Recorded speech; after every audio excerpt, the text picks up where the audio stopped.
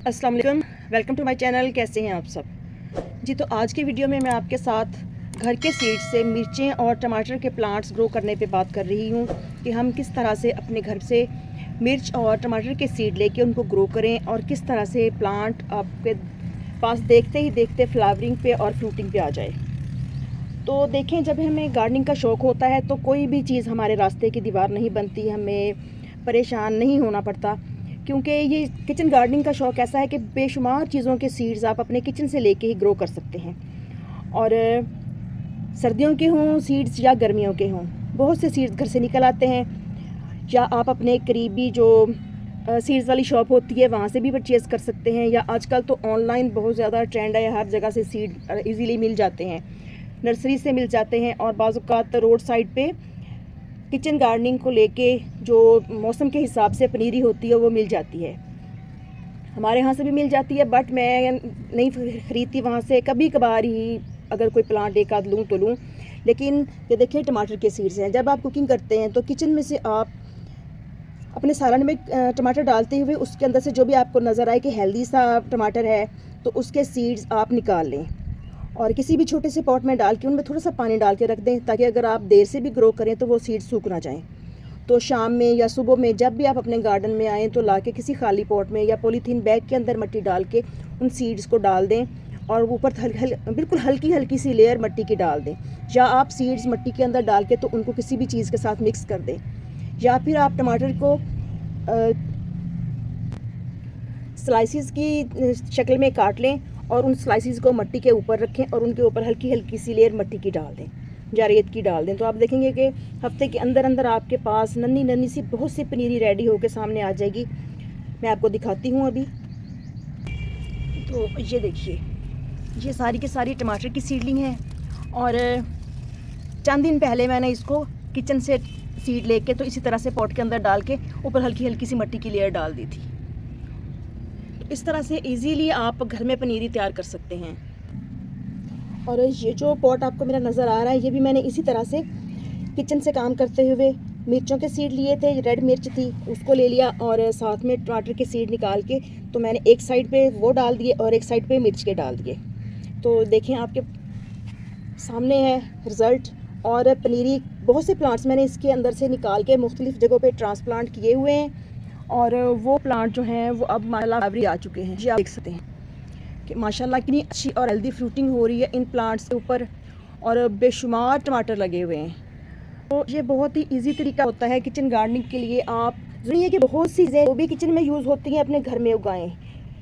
Kitchen gardening इसको कहते हैं कि जितना आपकी ज़रूरत है, जो कुछ आप उगाना चाहते हैं, आप उनको अपने घर से इजीली ग्रो कर सकें, या जो चीज़ें आपके घर में ज़्यादा इस्तेमाल होती हैं आप उनको अपने शौक़ को भी पूरा करें और उनको ग्रो करके अपने किचन में भी यूज़ करें। तो अब इनके पास ये देखें, यहाँ से पास से देखें ज़रा आप, ये मिर्च लगी हुई थी और अब ये ड्राई होने पे है और ये जो है ये अभी बिल्कुल फ्रेश रेड हो रही है। ये देखें, ये भी कुछ दिन पहले की और मज़ीद नई नई मिर्चें भी इस पे लग रही हैं। ये देखें, और टमाटर देखें, छोटे छोटे से प्लांट्स हैं, इनको मैंने ट्रांसप्लांट भी नहीं किया अभी, तो ये सब के सब फ्रूटिंग पे हैं। तो आज की वीडियो में मैं आपके साथ ये शेयर करूँगी कि हम इनको किस तरह से ट्रांसप्लांट करेंगे और किस तरह की मिट्टी में करना है, कौन सा पॉट लेना है। तो आप जब किचन गार्डनिंग करते हैं तो इसके लिए आपने गमले, प्लास्टिक की बकेट्स, जो क्रेट्स आते हैं वो यूज़ कर सकते हैं, पॉलीथीन के जो पैकेट्स वगैरह होते हैं चावलों के, चीनी के, आप वो भी यूज़ कर सकते हैं। यानी कि कोई भी वेस्ट मटेरियल आप लेके उसमें किचन गार्डनिंग कर सकते हैं। प्लास्टिक के जो कैन वगैरह होते हैं उनके अंदर आप किचन गार्डनिंग कर सकते हैं। घर में कोई टब वगैरह टूट जाता है तो उनके अंदर आप इनको ट्रांसप्लांट कर सकते हैं। तो मैंने यहाँ पे जो पॉट लिया है वो है, ये देखें, बड़े वाला क्रेट है। तो इसके अंदर पहले भी मैंने कुछ प्लांट्स लगाए हुए थे। स्वीट पोटैटो वाइन थी, बहुत सारी फैल गई थी, तो उसको मैंने निकाल दिया था। तो अब इसके अंदर कुछ फ्लावरिंग प्लांट्स लगाए थे, तो इस पर भी फ्लावरिंग हो रही थी, ये मैंने छोड़ दिया, बाकी मैंने निकाल दिए हैं। तो मैंने सोचा कि आज इस क्रेट के अंदर इन प्लांट्स को एक एक करके ट्रांसप्लांट करूँगी। तो जितने इजीली लग सकेंगे उनको लगाएंगे और बाकी जो है उनको किसी और चीज़ में लगा देंगे। तो इसको लगाने के लिए हमें करना यह है कि हमने इस पॉट को इस तरह से लिटा के इसका रूट बॉल बाहर निकाल लेना है। ये देखें, यहाँ से इसकी रूट्स भी निकली हुई हैं, ये देख सकते हैं आप। ये देखिए, तो अब रूट बाउंड होने को भी था, इससे पहले ही इनको निकाल लें और इनको ट्रांसप्लांट कर लें।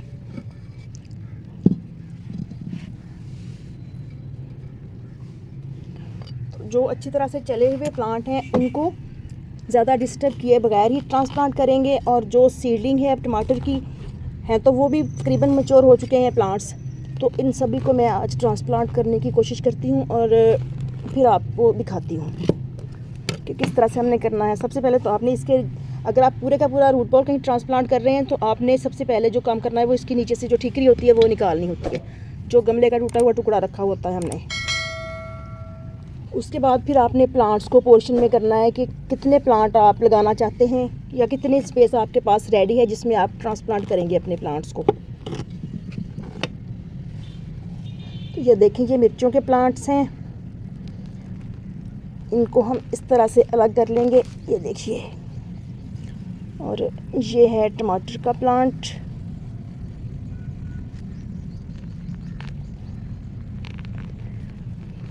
तो ये जो हमारी जो मिर्च का प्लांट है ये फ्रूटिंग पे है, तो इसके साथ ज़्यादा रूट बॉल लेके तो इसको मैंने इस तरह से निकाल लिया है, ये देखिए।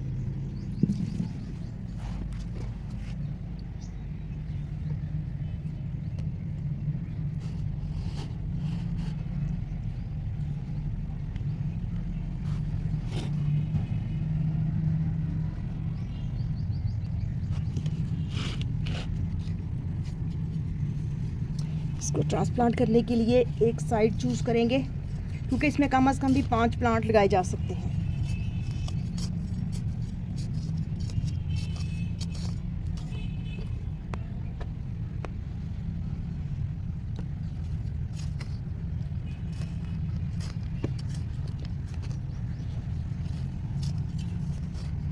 जितना रूट बॉल आपने लिया है उसी हिसाब से आपने यहाँ पे गड़ा बना लेना है और इसको रख के इसके अंदर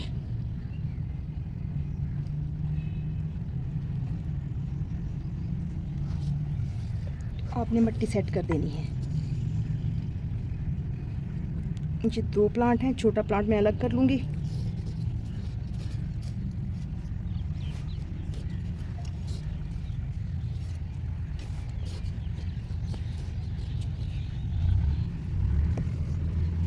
यूँ हमारा एक प्लांट जो है वो ट्रांसप्लांट हो गया। तो इसी तरीके से बाकी प्लांट्स भी कर लूँ, फिर आपके साथ शेयर करती हूँ।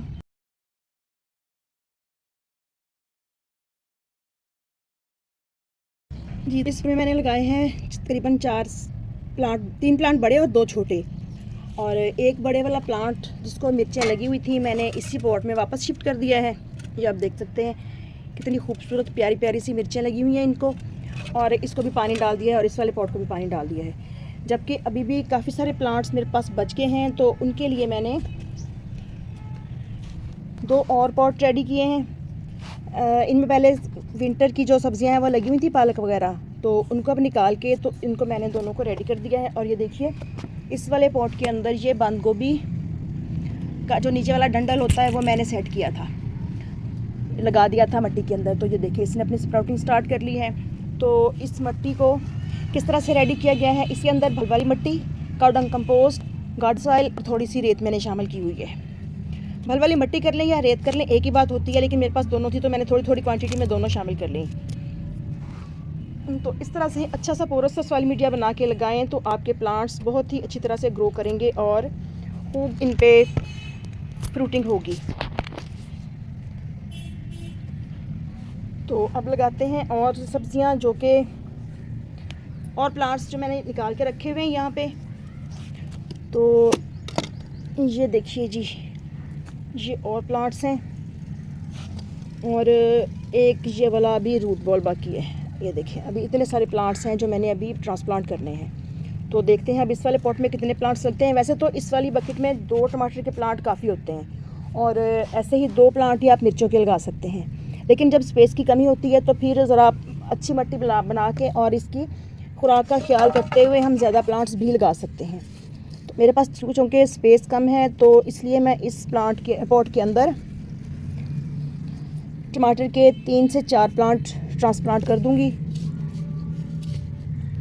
थोड़े थोड़े से वक्फे पे। माशाल्लाह सीडलिंग काफ़ी ज़्यादा थी, जबकि पॉट्स जो हैं वो कम थे।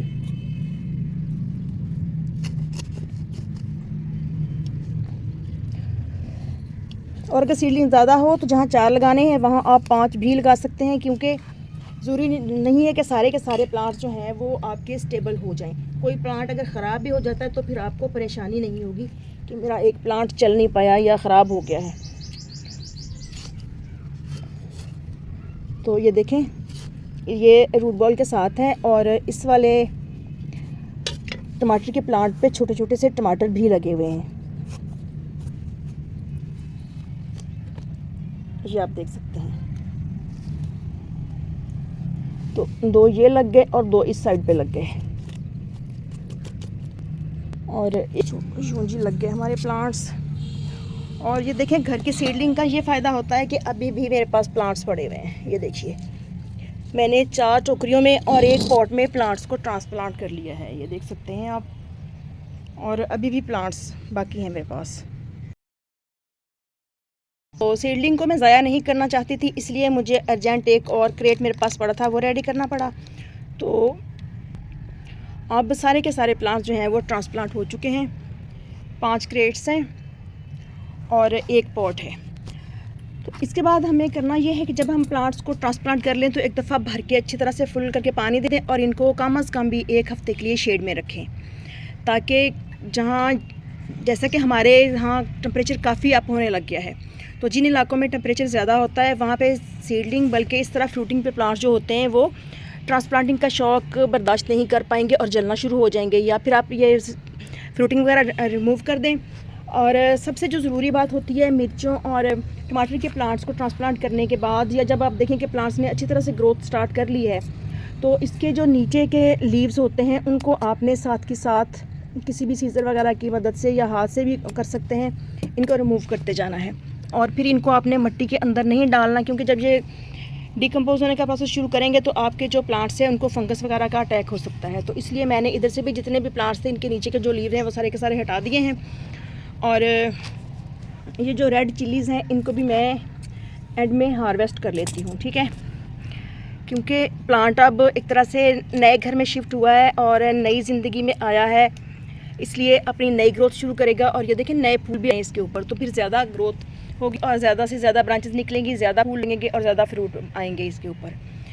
तो इस तरह हम किचन गार्डनिंग के शौक़ को पूरा कर सकते हैं और अपने घर में गार्डनिंग को फ़रोग़ दे सकते हैं।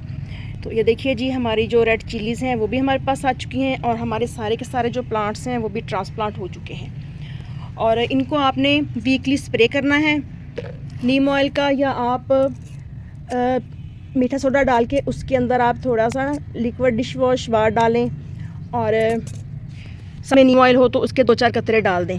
तो यूँ आप अपने प्लांट्स को किसी भी पेस्ट वगैरह से बचा सकते हैं और इनकी ग्रोथ भी अच्छी होगी।